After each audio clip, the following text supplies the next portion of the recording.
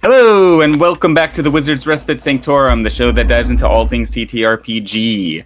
We got a lot to talk about today. We have a really interesting central topic that we're going to dive into. I think both Zach and I are going to really enjoy the topic of really diving into storytelling today. We're both storytellers. Everybody out there listening has got to be interested in story, or you're not tuning into this show.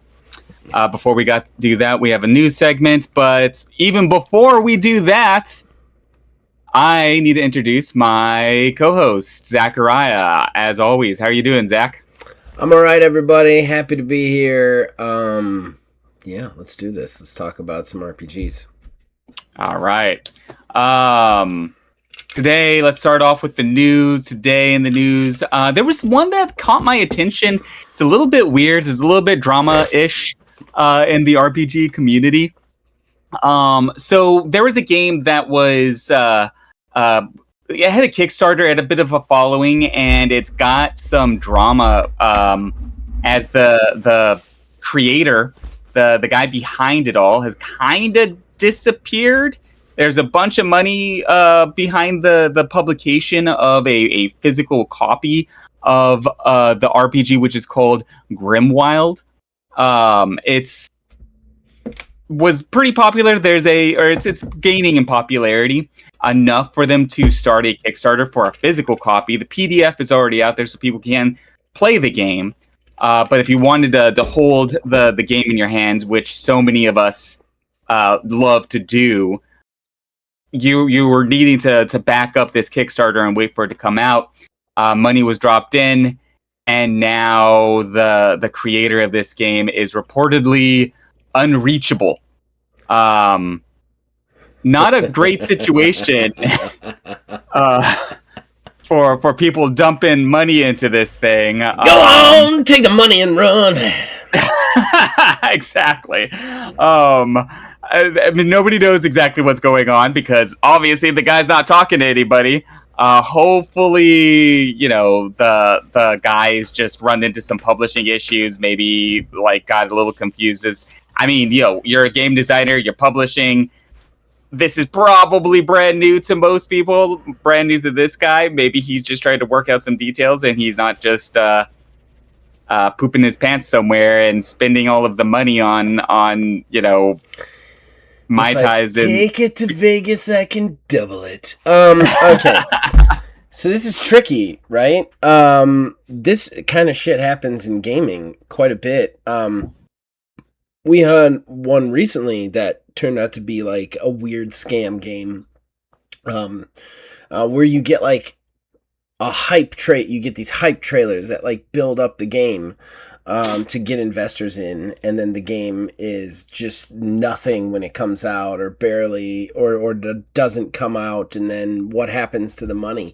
Look, I don't want to be this guy, but I'm in a real cynical sort of mood, so I'm gonna be this guy. Okay? Kickstarter and all these other places, they are fancy pre-order systems. That's what they are. Like, as much as you want to say, like, you call it crowdfunding, that's fine, but it's fancy pre-order system. That's what it is. And pre-orders suck! They suck! Right. Now look, crowdfunding is an integral part of the TTRPG space at this particular juncture, I would say. It has led to some incredibly awesome releases.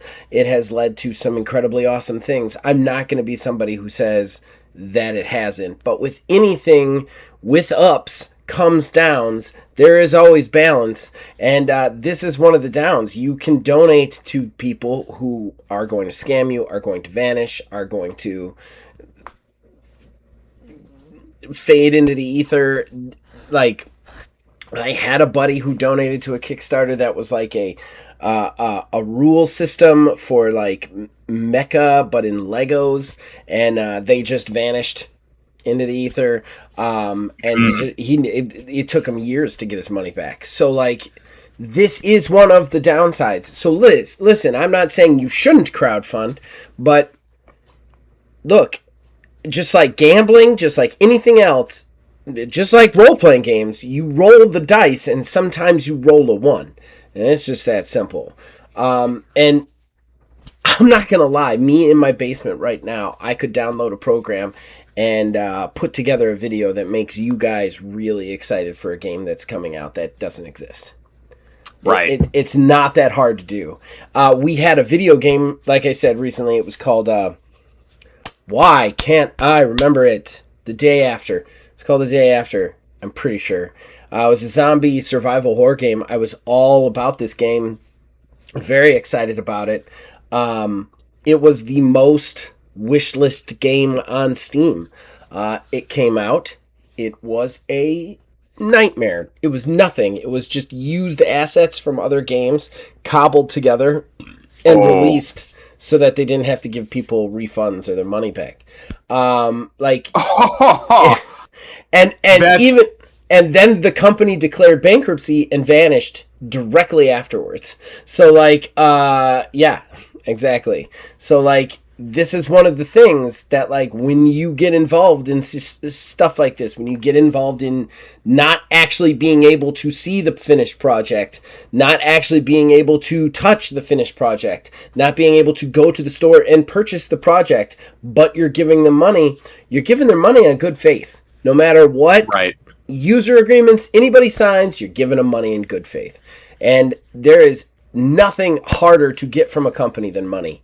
Whether that company is the go-between or the company itself, there is nothing harder to get in America in the year 2025 than a fucking refund. So that's the truth. It is the truth. It is dangerous. It's so weird because on the video game front, I mean, you have a lot of history back there. Even I'm not the gamer guy, you're the gamer guy, but even I know from the video game front, I've heard story after story of things going sideways from Kickstarter on video games. Oh yeah. PDFs or TTRPGs and the construction of these games, like you had said, there are some horror stories out there. There are some that come out, but there's so many out there that would not exist if it wasn't for Kickstarter because they really needed a lot of help to get it off the ground. Some really indie games too. This is a subject we could make into an entire show. Yeah, that's true. I think that that's a point. Yeah, the video games, same thing. There are tons of games out there that were Kickstarters and they are huge successes and they're awesome and there's nothing wrong with them and way to go them. The problem is that when you have any sort of tool or anything, it can be used for good and it can be used for bad. You're going to have people who are just what was it? The last time we talked was the conversation about AI and the use of AI. Yeah. It's the same thing. It's you're going to have the person who's working out of their basement, just trying to get a TTRPG off the floor. They don't have enough money. They need some artwork. I don't even think artists out there would fault those guys for using it. But then you have a soulless corporation who goes, we don't have to pay artists anymore. We can just have them do it. Hell, we don't even have to pay writers anymore. Let's just have the AI do it. So every tool or item that comes out to make things easier, there is going to be savvy shitheads out there that look at it and go, how do I use this to make money for myself as quickly and as efficiently as humanly possible? And the problem is Kickstarter is one of those. There are plenty of video games too that have great reputation that started on Kickstarter, got launched. Mm-hmm. They're great games. Bloodstained Ritual of the Night is a Kickstarter game, and that is world famous. That is a great game, great success story. But you also have things well, we've already talked about that. The problem is when you get into a market space that becomes about hype, and that's how it generates revenue in order to put the thing out, you get into trouble because it's a lot easier to generate hype than it is to generate a product. Yeah, that's true. And you have an entire industry and skill set designed for generating hype. Yep. And that's just that could literally be a guy or a group of people's sole job is to generate hype for your product, and they're doing nothing else but exciting people up to pay into something that doesn't exist yet. There is a video game. There's a video game award at the Video Game Awards every year, and it goes to best future product. Like 4 games get nominated that are not released for that fucking award. There was a game that won that didn't even have a title. It was still using its working title. Like, when you have stuff like that, you're in trouble. Yeah. Or there can be trouble. And unfortunately, TTRPG has a lot of that too. It does. And I think it's growing. I think it's growing year after year. Because there's now like more and more attention coming to it. It's a growing industry, which means it's a growing problem within the industry of hype. The hype train not fulfilling what it is. Yeah. You know, and I'm guessing that people who are helping expand the hobby, the TTRPG hobby, are getting some cues from the video game hobby, because this really like built up from the video game hobby first. Even though TTRPGs have been around technically longer, they haven't been as like popular. They haven't been expanding, you know, as long as video games have been. Video games really got that niche.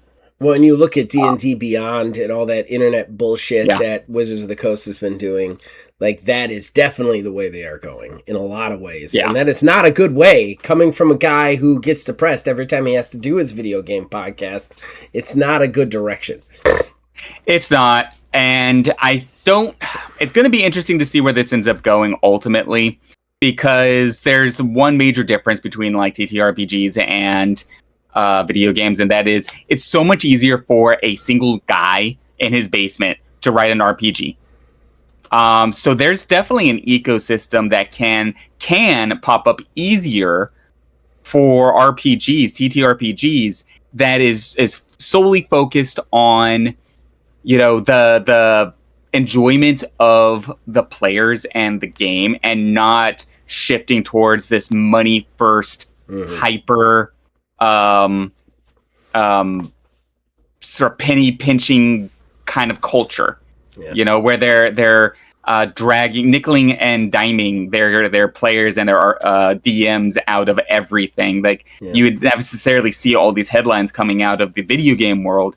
It's harder for video games to do that. It's harder for them to remain true to their core value of providing a good game when money is such an important and necessary value that needs to be central to that industry. TTRPGs doesn't necessarily have that. I mean, you know?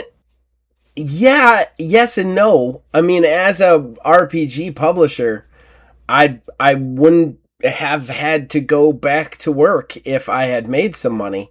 So it is one of those things that like you have to make money if you want to be a successful company. True. You have to make money. It's just the balance is so utterly in flux everywhere, you know, that it's a lot harder to make money and have money. Like if I wanted to do my RPGs as my only thing, crowdfunding would have been the way to go, because that's how I keep myself afloat while I'm writing the game, you know? Right, yeah. But at the same time, then if I don't deliver, you know what I mean? Like, you get into some really weird, shitty waters. But we can move on to the next news story. I know this isn't the topic, and we've already spent 15 minutes on the first news story. I did. I think maybe we have an idea for a news story or a topic for the future. We'll line this out for everybody out there, because this is a good one. The other news story that caught my attention as I was skimming through a bunch of them, and this one was almost buried. It was a little hard for me to find, but I think it's relevant enough and important enough to shine a light on, is the mental health aspects of TTRPGs. There's more and more reports, and I've been tracking this honestly since I started the Wizards Respite, before I even met you, because I have always thought that TTRPGs was a good force in the world. It forces people to sit down together and have conversations and be social and create networks. And yeah, it can cause problems. And yeah, there can be drama, blah, blah, blah, blah, blah.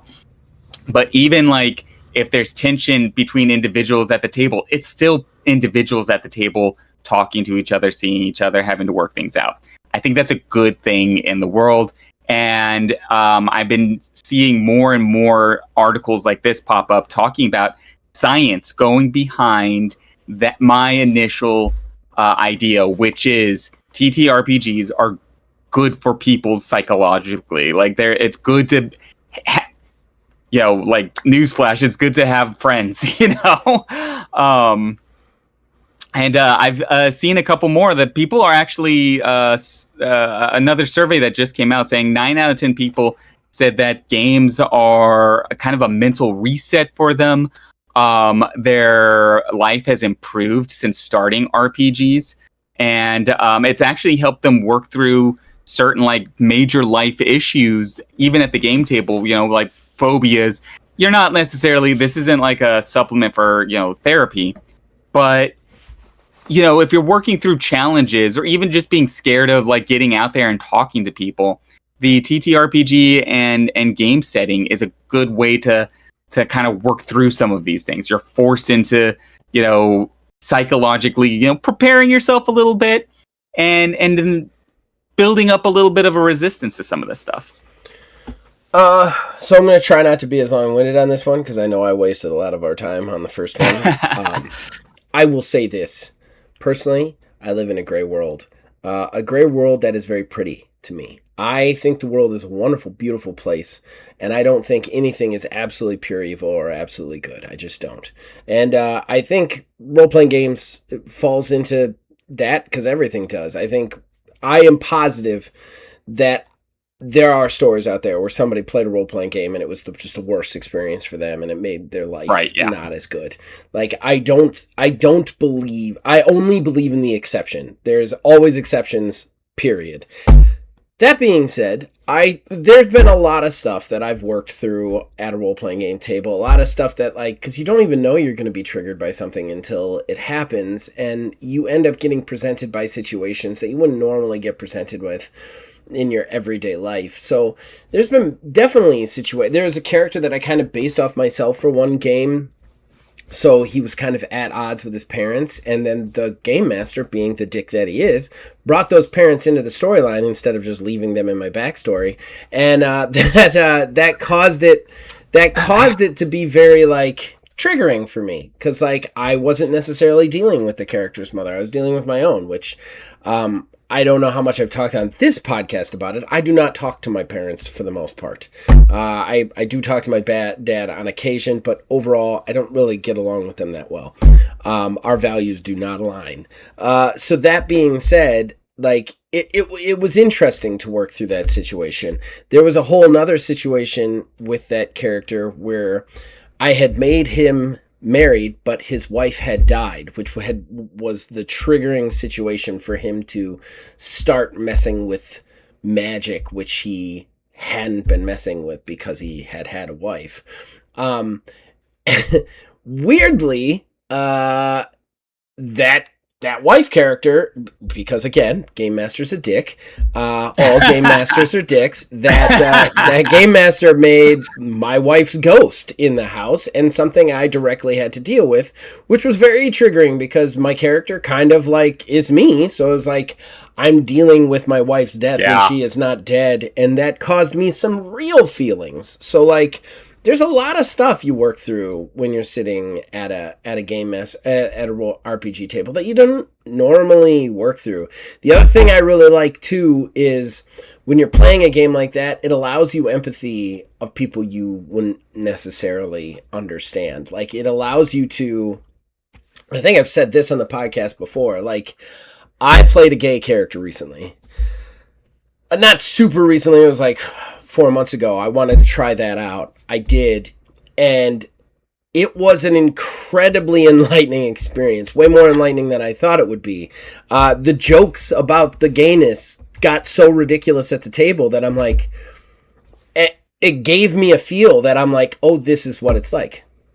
Oh, okay, and none of them at the table are trying to be dicks. You know what I mean? Like, so Right. you immediately start to empathize and understand a little bit better. And don't get me wrong, I'm not saying I understand what they went through. I'm just saying it Right, gives yeah. you better it gives you better sight into what other people are dealing with when you step outside those bounds and start playing yourself.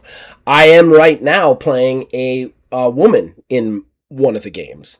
I'm playing one of the a female, constantly getting hit on by the other players. Like, Jesus, like, stop, man. like it's such an interesting immediate juxtaposition, and it gives you insight, not a complete understanding of what Right. other people go through or other people in other situations, but it gives you some insight, and I really enjoy that aspect of it. I'm so glad you shared those two stories. There's so much to unpack there, and it's so important. I think that we dive into that in so many different ways. Like you just said, one first thing is, it's not you just said you don't know exactly how gay people exist and the challenges that they. I know how they exist. How they deal with the stuff in the world. right. And you're not saying sorry. I was like, wait. That sentence could be a soundbite. Don't make that happen. I know.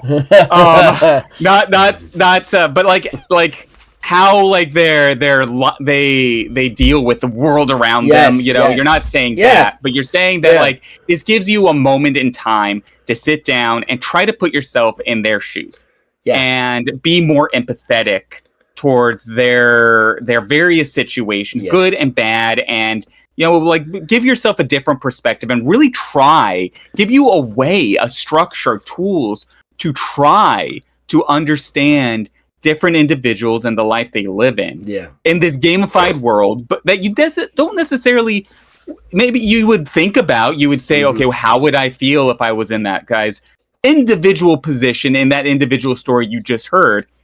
But in these simulated realities that we come up with at the game table, it gives you so much more decision making as to how would you handle yourself in this situation. It's role playing, literally. Yeah. And that's just such a fantastic tool to have for empathy. Yes, it really is. The gay character, I didn't tell any of the players he was gay. I only told the game master. And nobody knew he was gay until session 3. And then that's when everything started to get weird. And it's just such a fucking insane twist. Like it definitely shed some light to me, who is a straight dude his entire life, on like, oh, this is maybe why they don't tell everybody what they are right off the bat. And this is maybe why, you know what I mean? They get so upset about these things over here. And I think that it was very enlightening. And like you said, I don't know what it is for the full thing, like what, because I'm not that, but like it still gives me some insight. It's definitely going to make me a little bit more empathetic when I am you know what I mean? To somebody else's situation in reality. When you're in a social situation and you find yourself in a position where a man has just, come out to the group for whatever, reason, however it takes place, you're going to have a little bit of this guy's has to deal with some shit right now kind of moment, like you don't know exactly what he's feeling, but to pay attention to him.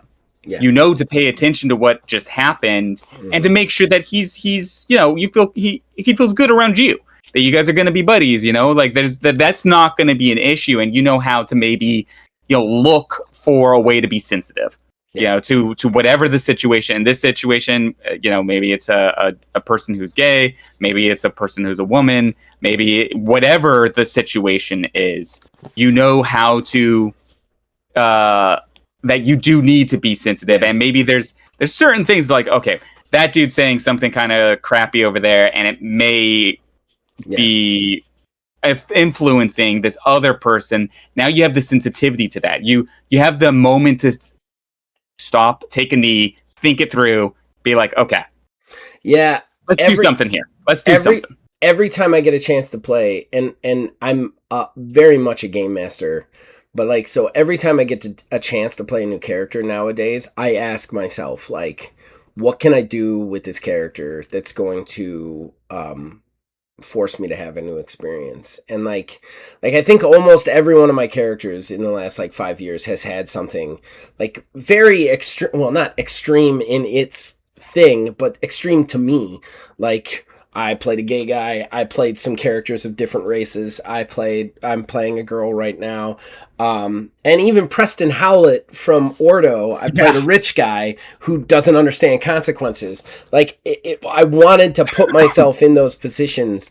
And that's really a valuable tool that RPGs allows you to do, you know, because you're in an enclosed kind of bubble with just the people around you. But so, you know what I mean? Like, you're kind of in a weird kind of free judgment zone to try some things and then gain that empathy and that insight about how people's lives are, you know? Absolutely. And, you know, I know we started on the mental health thing and we moved into general empathy. We're all over the place today. It's my fault. I think this is actually pretty relevant to the mental health thing. I think that this is the reason why, you know, 9 out of 10 players are saying that this is helping them mentally, because one, it is helping them understand the people around them. And so actions and conduct of others becomes more relatable. Even if it's not yourself, you're maybe not going to take it as harshly. Yeah. You know, because you can now stop and think, okay, this guy's dealing with this. You're a more empathetic person towards other people's situations. Second, I think people are feeling more empathy at the game table from their fellow players because their fellow players are developing empathy more. Mm-hmm. They're forcing themselves to think about how and what another person's perspective will be like. And I just, you know, like, this is the reason why I started the Wizards Respite website in the very first place. This is the very first inclination I had for it, was because I thought TTRPGs were a good force in the world. You know, it's not like it's changing the universe or anything, but it's a good thing, and it's something that I can work on. And I think that this sort of, for me, I feel very like connected to these types of stories for that reason. Yeah. So now that we're 27 minutes into the show, we're over halfway through the time that we have allotted. Why don't we jump into our primary topic? It's my fault, everybody. I'm scatterbrained today. No, it's I picked 2 news topics that have a lot of weight. That could be subjects to themselves, honestly. We could do an entire show on both those news topics. I think that we just actually came up with like a narrative breakdown for we just outlined future shows right here on the air. So let's jump into what I thought would be a good news topic. Or a primary topic, which is the rise of narrative games. It actually kind of ties very well into the last topic to some degree, which narrative games, you know, what are they? What do they mean? Narrative games focus more on storytelling, like as a primary central focus than the mechanical structure. You know, they're more storytelling games. The mechanics and system lends itself more towards developing a story than, you know, the combat and fighting and wargaming aspect of the RPG. They're becoming way more popular. We've talked about it several times in other news programs or segments in the past. Mm-hmm. Dagger Heart is a big deal RPG right now. And it's narrative focused. A lot of mechanics focus more on progressing the story. Have you gotten to read it yet? I haven't gotten to read it. Unfortunately, I have it. Okay. I have it. I got it in. But been busy with life. I get it. That is going to be my next actually read. Well, so I thought it would be kind of good to break down not just, you know, what narrative versus mechanics are, but what people should think about when they're approaching these games. Is it for them? Pros and cons. Okay. how would you know if a narrative game would fit with your table, your players? Maybe ways of trying to figure out, besides obviously talking, but ways of bringing the discussion up to your friends. Let me ask you a question. Testing out narrative games, stuff like that. Which do you prefer? Out of curiosity. Ooh, that is. I'd have to. My knee jerk is narrative, focus. Okay. Interesting. I will because you and I have never played a narrative focused game together other than one, so that's interesting. Yeah. It is. Well, that's not true. We've played a couple, but they're all one shots. Like we don't have any standing narrative focused games whatsoever. That's true. Maybe we need to switch that. So here's my challenge here when answering that question. My knee jerk reaction is going to be narrative focused because I do like the story. However, there's two problems to that. One, we're talking about the rise of narrative games for a reason. Mm-hmm. They've always existed, but they are becoming more popular, which means mechanical focused, war game focused systems have been the bigger systems to play for the longest amount of time. Yeah. So when we play these games, we've had more experience playing these games just because there have been more games out there to play that are mechanical focused versus narrative focused. More war game-esque focused games than mechanical narrative focused. The other thing, I like both. It depends on if I had to choose one or the other. If I was on a desert island and I could only play one type of game for the rest of my life, it would probably lean more towards narrative.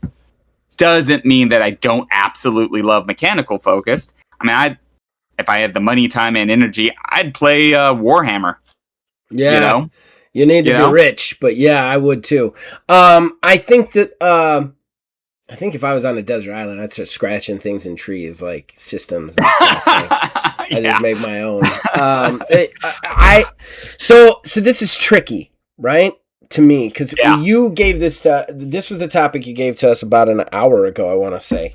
And so I tried to really brainstorm about it for an hour and really dig into my conscience. Because, like, my knee-jerk reaction is like, yeah, fucking narrative games are awesome. Love narrative games. Great. But then I started to think about it. I'm like, how many narrative games do I actually play on a regular basis? Like standard narrative games, do I still pick up and play? I don't have one. Every game I play is system-based. There are heavy numbers in them, or at least medium numbers. There's almost nothing that's like Fate. So, like, I think it is really, really interesting. And, like, this includes narrative games that I've written. Like, I loved Getting Over, which was my my kind of solo journaling wrestling game and whatnot. Yeah. Don't have time to play it by myself. So other things end up in the way. I love Last Tea Shop, have not played it in a while. Whereas then you look at Between the Swords and Seas, which is Between the Seas and Sword, whatever. My game that's coming out, I played a lot of that. I play a lot of single mod, which is a system heavy thing. Your Friday night games are World of Darkness, which is a system heavy. I don't even know if that's system heavy or narrative. I think it's just confusing. Interpretive. It's interpretive. It's interpretive systems. There are not a lot of like serious narrative focused games that I do, and that is not me saying that it is a bad thing. That is me saying that, like, I just started to think about it, and I find it very interesting that you and I are heavy proponents of narrative games. We don't actually play any of them. I'm wondering, like I had said, like, the central topic was the rise of narrative games. There's more of them coming out now. I wonder how much of that is because we just haven't had as much opportunity as we had the mechanical games. There's just more mechanical games out there. Yeah. And we're also more familiar with them as a result. Yes.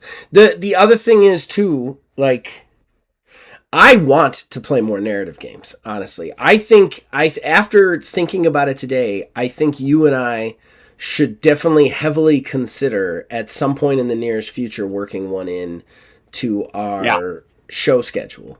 Like right now, obviously we're Dual Bastards is finishing up. Then we're going to go to Ordo, but maybe after that we consider doing like working in another narrative one. You said you're about to read Daggerheart. I'd love to give it a try. Maybe we get a little group together.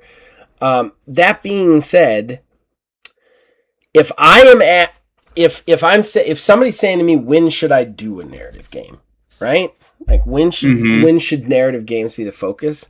Personally, it's hard because I don't play them. So I don't know exactly what signs I'm going to be looking for to say this is the time that you should be playing a narrative. My knee-jerk reaction, just objectively looking at the situation, would be like when you're streaming. I'm going to say right now, I have tried multiple times to listen to actual play podcasts, and other than my own, which I know is kind of narcissistic, I don't listen to any. And the reason I listen to my own is A, to try and get better. I always try and listen to my own to try and get better. But B, we tend to go through things a little bit faster, which I enjoy. I think when I'm listening to a D&D podcast, fights last 2 and 3 episodes sometimes. I don't want that. I don't want that. I want it to move relatively fast. The one actual play podcast that I did listen to religiously and is not currently airing anymore was Uncanny Valley, right? It's called Uncanny Valley. Uncanny Valley. From Two Monsters Rolling Dice. That was narrative. That was Fate, and I loved that podcast. Absolutely loved it, start to finish. It had enough of the dice rolling that I could be like, okay, I see what they're doing system-wise, so that there is random chance, but it was all story, all the time, all go. And that show was fucking awesome. So, like, to me, if I'm looking for an actual play podcast, I want something more narrative, you know? Yeah. And for those of you out there who maybe haven't really experienced Fate, and I highly recommend, even though they're no longer filming and they unfortunately did not conclude the campaign, still, I mean, they kind of got to a fairly decent sort of pausing point. Yeah. But I miss them heavily. I miss them too, man. That was such a fun table, such a fun show, and very indie.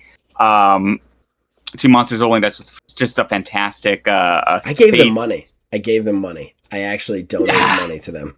Like that's how much I love them.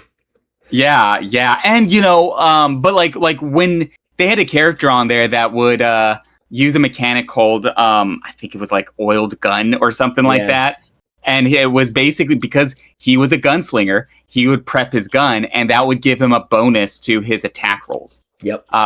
And so that's how the narrative focus goes. They do things narratively that gives them progression to the story, but also power over the world. Yeah. And that's what I mean. That's why Fate is like. Fate's been the one before this, right? Like, I mean, Daggerheart's in there now, but Fate's the one. If you want a narrative game, Fate's the one you go to. Like that or Powered by the Apocalypse, I think, is kind of narrative, isn't it? Yeah, and it also, I think Powered by the Apocalypse is so flexible, though, that it also goes into, dungeon crawls pretty easy. Yeah. But that's they also have some pretty good narrative, structures to it as well. And so, when to jump into narrative streaming is a really good one. I think if you want to get a sense of what a narrative game is just in general, that podcast Two Monsters Rolling Dice is a fantastic one. If you're looking for when you should jump into a narrative game, I would say there's two options here. One of the major things that people always complain about is we can't find a table that does XYZ.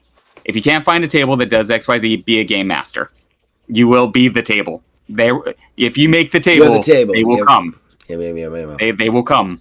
I mean, that's hard though.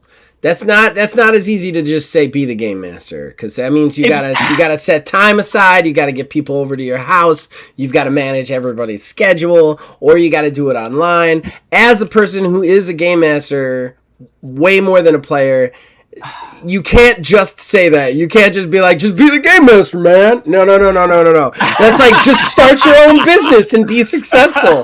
It's not always. It's a lot of work for very little. Well, not little reward, but like very little thanks.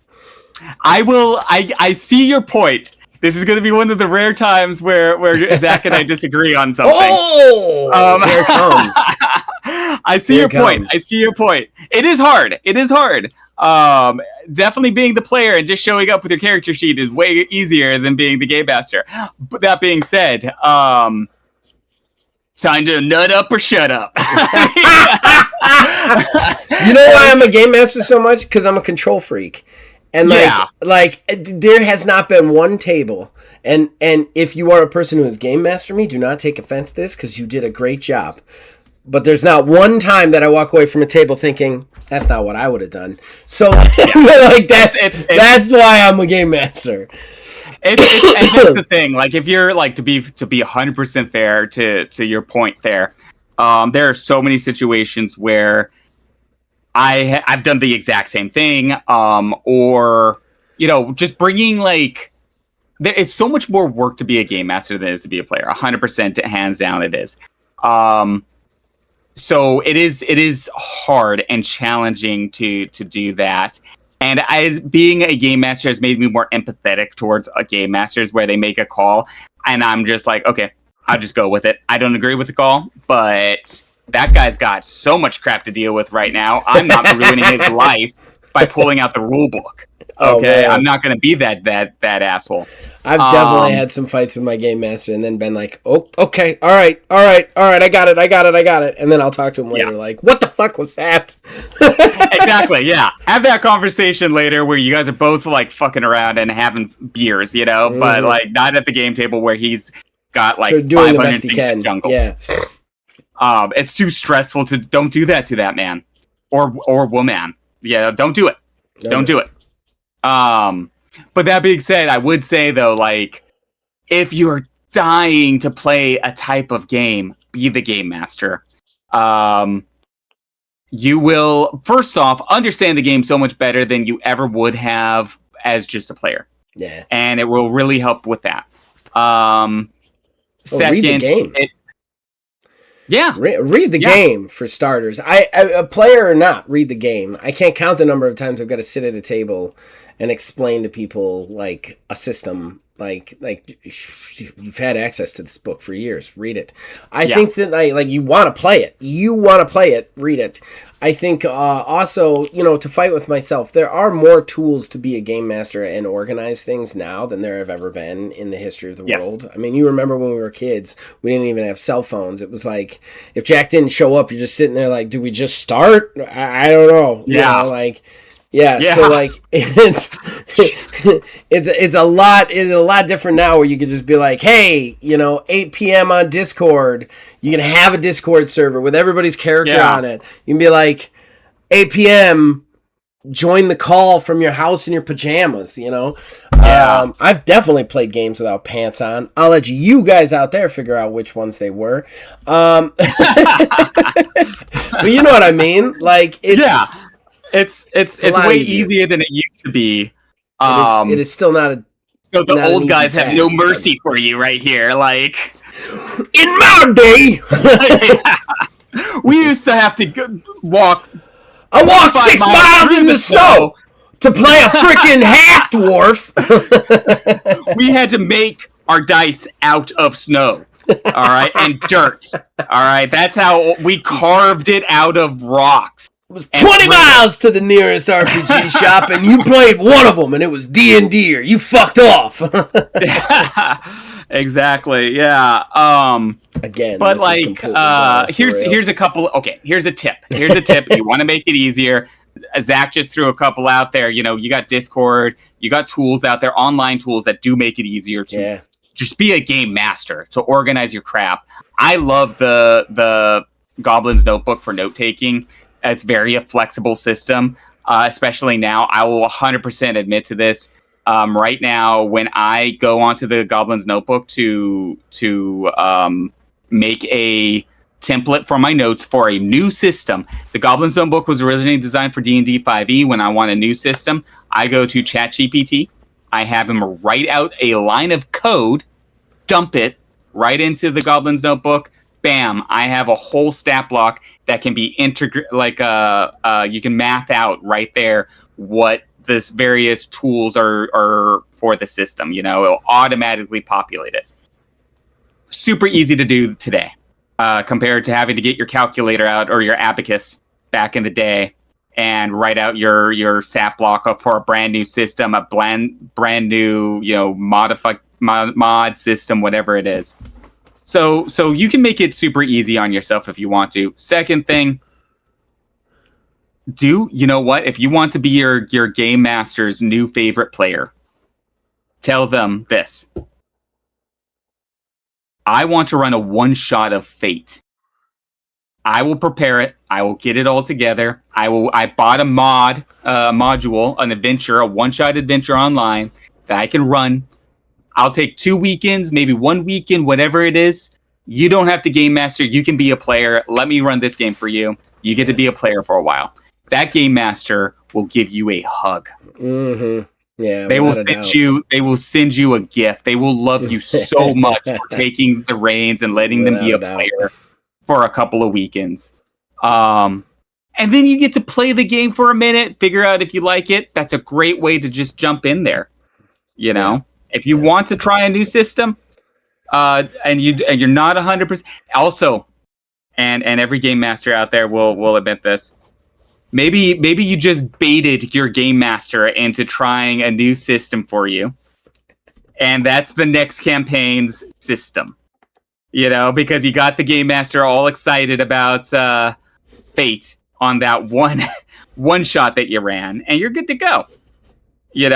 Right. Now you have a game master, and you don't have to be. You just game mastered a one shot. So there's a couple of different ways of doing it. Let's see. Gateway narrative games is another thing that I had. Fate, we've already talked about that a bunch. Another one would be solo RPGs. We talked about that. We've done that a lot on this show. If you want to just dip your toe into narrative games as a structure of something to explore, I think solo RPGs is a really good way to dip your toe into it to determine whether or not you like that versus the more mechanical wargaming aspect. But yeah, I think it's definitely worth exploring. I think explore. I think there are definitely some players out there though that are going to be like Buildmaster has no interest in narrative focused games, and I get that if you like the meaty crunchiness of like D&D type games like RPGs, if you like that like stat driven economy sort of thing, your narrative games are not for you. I would stay away from them at that point if your group is like that. I do also want to say too, since I'm staying with my scatterbrainness, there's also video games out now that give you the feel of RPGs, like actually create RPGs for you in front of you, like that you can actually game master. There's a couple of them. And I wish I could remember all their names. There's one is Sunderfolk. There's another one. I wish I could remember the name of it. That actually, it is a game. It's a world. It's a system. The game master goes in and edits the adventure. And the game itself like creates the pictures and stuff like that. So like when the players come in, you have the game master like right there in front of you, but you're also playing a game. So there's a lot of like really cool aspects, really cool things on the digital front that can help too, should you wish that that avenue. Oh, that's really interesting. That's really interesting. I love that. I feel like I sent you one, and I can't remember the name of it, but there's like a couple of them that are just like, they're video games, but they're much more like they are a digital role-playing game, basically. That's I'm gonna have to double check on that. I don't I'll remember look them up that, for you. but I'll like, send them to you. Yeah, and I think that might be an interesting way to segue into another topic for another day, and maybe a good way to start, because you do a lot of the video game stuff. On this show we do the TTRPG stuff, but they're obviously heavily influencing each other. Yes. In many ways, a lot of game mechanics actually have learned from video games. Yeah. And have used certain mechanics from video games. And now it looks like maybe originally, the very first RPG video games were built off of basic systems that D&D used. Yeah. And now it looks like maybe we're coming back again to that, where narrative games are starting to influence the structure of video games. Yes. Because the tech has gotten there. Yeah. Oh, yeah. And they can do it. Yeah, without a doubt. It's actually, I would argue, easier than actual video games in a lot of ways. So, yeah. Well, we are at 50 minutes, and this has been one of the most scatterbrained episodes ever. So we should probably wrap it up before we make it even more disjointed. Okay. Any final I think thoughts? I think if you're a stat heavy person and you're playing a stat heavy game, stick to it. That's where it is. I think I personally want to try more narrative games in my future. I haven't tried enough to really be able to put my stamp on what you should play or what you should be looking for. But I think from somebody who does not listen to actual plays that do stat heavy games, I think that if you're doing an actual play, big or small, consider a narrative game because it might be a little bit faster and better paced for you. Final thoughts on this topic for me. It was going to be basically, give them a try. I would even argue if you are a stat heavy guy, I wouldn't necessarily say dedicate yourself to Fate because holy crap. But maybe give a solo RPG a shot. Something super light, super one-shotty. You might find something that you didn't know that you really enjoy. Otherwise, I would say no matter who's out there, play the game that you love the most. It's about having fun. It's about being with your friends. And it's about collaboration, building something together. And I think that, narrative games offer a heck of a lot to that. They're not the only way to it, but it might be a new way to you to explore something different, a different way to play a game, a different way to collaborate with your friends. Yeah. But yeah, I think we got a good topic there covered. We definitely spent a lot of time on some news and basically outlined future topics for future episodes. Right. Anything you want to shout out before we close out today, Zach? Yeah, I do. We got a premiere coming out. It will be out if you are listening to this. You can go to either Spotify or YouTube or Wizards Respite and search Dual Bastards. 2 words. This is a new actual play. It is the game system that I am currently working on. Wizard and his buddy Daniel, new to the channel, decided to, for the first time ever, try this basically pre-alpha game. It's about swashbuckling and some ridiculousness, and there's a lot of sword fights and yelling at each other. But yeah, the first episode premieres on September 29th. So while we're recording this, it's not out, but when you guys are watching it, it will have definitely come out, and then it'll be coming out every Monday. Please check it out. I'm really proud of that show. I think it's a really tight, well done actual play in a lot of ways. So yeah, enjoy it. I'm very proud of it. Okay, cool. Yeah, and as always, this is the Wizard's Respite, Sanctorum. You can watch this video, listen to it at thewizardsrespite.com. You can watch all of these videos. Other shows that we've talked about, including Dual Bastards at thewizardsrespite.com. And we also have merch.